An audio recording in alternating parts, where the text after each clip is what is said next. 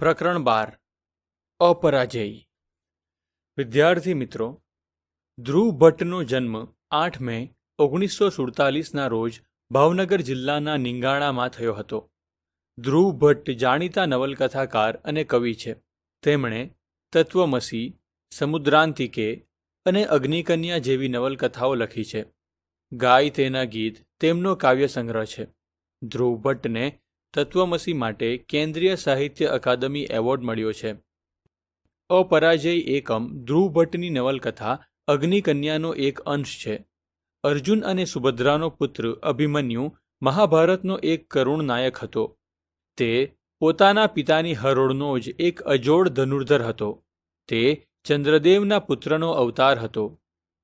13મા દિવસે સવારે શત્રુઓએ અર્જુનને યુદ્ધ માટે પડકાર ફેંક્યો અને તેને રણભૂમિના દક્ષિણ છેવાડે ખેંચી ગયા.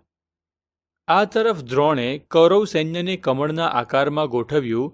તે જોઈને ધૃષ્ટદ્યુમ્નની ચિંતાનો પાર ન રહ્યો. જો આ પદ્મવ્યૂહને ભેદી ન શકાય તો સાંજ સુધીમાં તો પાંડવ સૈન્યમાં મહાવિનાશ સર્જાય. તેણે પોતાની ચિંતા યુધિષ્ઠિર પાસે દર્શાવી. દ્રૌપદીએ આ વાત સાંભળી. સુભદ્રા કહેતી હતી કે અભિમન્યુ પદ્મ ભેદી શકે છે. પાર્થે તેને આ વિદ્યા આપી છે. અભિમન્યુને બોલાવાયો. યુધિષ્ઠિર, ભીમ, સાત્યકી, ધૃષ્ટદ્યુમ્ન અને દ્રૌપદી ચર્ચા કરતા હતા. અભિમન્યુ આવ્યો. આપે મને બોલાવ્યો? તરુણ અભિમન્યુને છાતી સરખો ચાંપતા યુધિષ્ઠિરે કહ્યું, હા બેટા, અમે જ તને બોલાવ્યો છે. દ્રોણે પદ્મવ્યૂહની રચના કરી છે. તેને ભેદવાની શક્તિ અને આવડત શ્રીકૃષ્ણ, અર્જુન અને પ્રદ્યુમ્ન સિવાય કોઈનામાં હોય તો તે તારામાં છે. અભિમન્યુ થોડી ક્ષણો મૌન સેવી રહ્યો. પછી શિબિરની બહાર નીકળીને કુરુસેનાનું નિરીક્ષણ કર્યું. સૈનિકોના ટોળા ધીરે ધીરે એક વિશાળ પદ્મરૂપે ગોઠવાતા નજરે પડતા હતા. એક હાથ કમર પર રાખીને અભિમન્યુ આ મહાપદ્મને નિરખી રહ્યો. સવારનો તડકો આ કુમળા યોદ્ધાના ગૌર વર્ણને દીપાવતો હતો. બધા અભિમન્યુની પાછળ જ શિબિરમાંથી બહાર આવ્યા. યુધિષ્ઠિર તરફ ફરતા અભિમન્યુએ કહ્યું, કાકાશ્રી, આ પદ્મ હું ભેદી શકીશ, પરંતુ મારા પદ્મ પ્રવેશ પછી જો તેની પાંખડીઓ બીડાઈ જાય તો પાંડવો એક મહારથી ગુમાવશે. પછી અભિમન્યુ હસ્યો. ભીમ અભિમન્યુ પાસે આવ્યો અને કહ્યું, અમે તને ઘેરાવા નહીં દઈએ. બધા મહારથીઓ તારી સાથે જ રહીશું.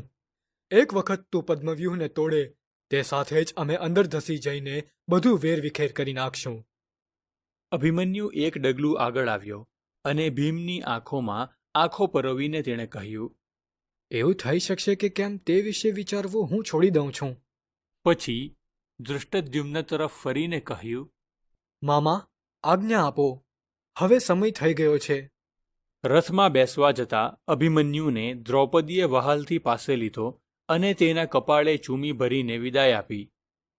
અભિમન્યુ રથમાં સવાર થયો કે સારથીએ તેને કહ્યું, કુમાર, દ્રોણને હું જાણું છું. તે નિયમ વિરુદ્ધ યુદ્ધ કરશે. આપે આપના પિતાશ્રીની આજ્ઞા લીધી હોત તો સારું હતું. મેં મારી મોટી માના આશીર્વાદ લઈ લીધા છે. અભિમન્યુ રથના આગળના ભાગે નમીને પોતાના સારથીની પીઠ થાબડતા બોલ્યો, સુમિત્ર, કદાચ સાંજે હું મારી મોટી માને ચરણે વંદન કરવા પાછો ન ફરું, પરંતુ હવે એ વિચારવાનો સમય નથી. હું અર્જુન અને સુભદ્રાનો પુત્ર છું. શ્રી કૃષ્ણનો ભાણેજ અને ઉત્તરાનો પતિ છું. ભય પામવાનો હું શીખ્યો જ નથી. રથને સીધો જ પદ્મની વચ્ચોવચ્ચ દોડાવી જા.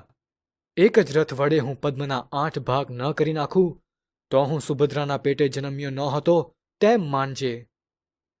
અભિમન્યુના રથની લગોલગ સાત્યકી, ભીમ, યુધિષ્ઠિર, સહદેવ, નકુળ, કૈકેયી બંધુઓ અને ધૃષ્ટકેતુના રથ અતિ વેગપૂર્વક રણભૂમિ તરફ દોડ્યા. ઢોળા ઉપર ઊભી રહીને દ્રૌપદી કુમાર અભિમન્યુને જતો જોઈ રહી.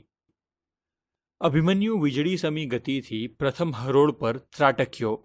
જે કાર્ય પૃથ્વી પર માત્ર 4 જણા કરી શકતા, જે કાર્ય દેવો માટે પણ કઠિન ગણાતું, જે પદ્મને ભેદવા સ્વયં ઇન્દ્ર પણ સમર્થ ન હોતા, તે પદ્મને આ તરુણે સ્વયં દ્રોણની હાજરીમાં ક્ષણ માત્રમાં ભેદી નાખ્યું.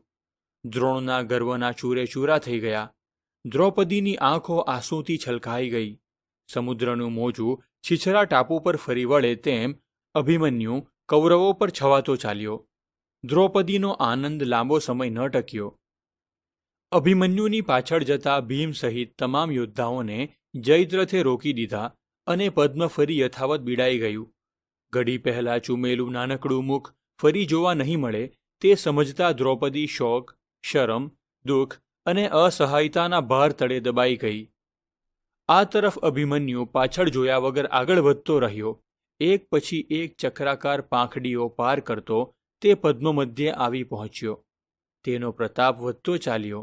તેણે દુર્યોધનના પુત્રને માર્યો ત્યારે દુર્યોધનનો ક્રોધ કાબૂમાં ન રહ્યો.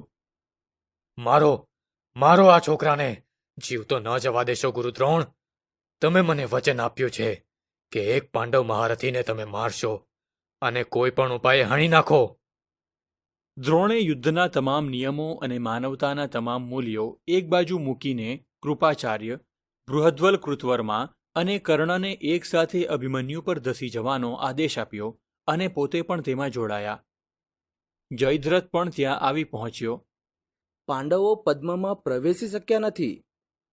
બાળક અભિમન્યુએ જયદ્રથનું વચન સાંભળ્યું. પદ્મમાં પોતે એકલો જ છે તે જાણ્યા પછી આખરનું યુદ્ધ કરવા તે સજ્જ થયો. ઘડીભર યુદ્ધ થંભી ગયું.